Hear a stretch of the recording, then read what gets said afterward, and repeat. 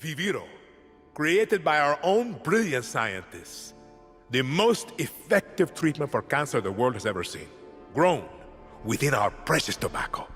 Modified with the purest fertilizer, Viviro is the key to rebuild paradise.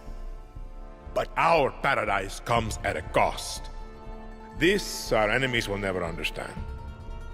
Yara did not elect me to do what's easy, but to do what's right.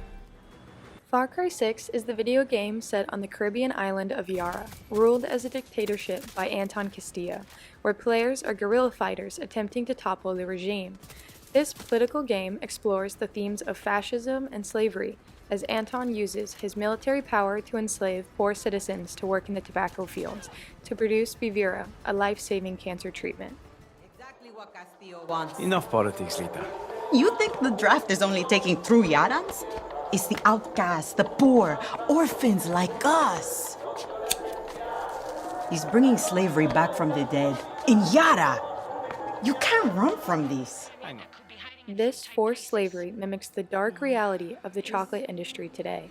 In Western Africa, where 70% of the world's cacao originates, 2.1 million children work on cacao farms making less than $1 a day.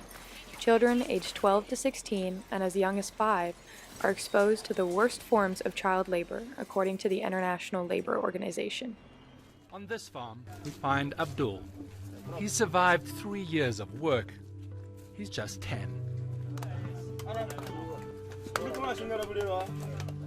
He earns no wages for his work, he says, just food, the occasional tip from the owner, and the torn clothes on his back. Put in the simplest of terms, Abdul is a child slave. Like the Yarans, who are falsely promised fair working conditions, traffickers promise fair wages to children to persuade them to work on the farms.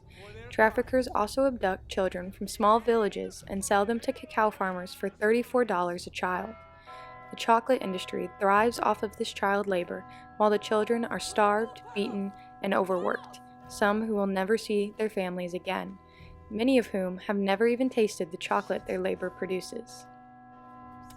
Yara did not write the playbook.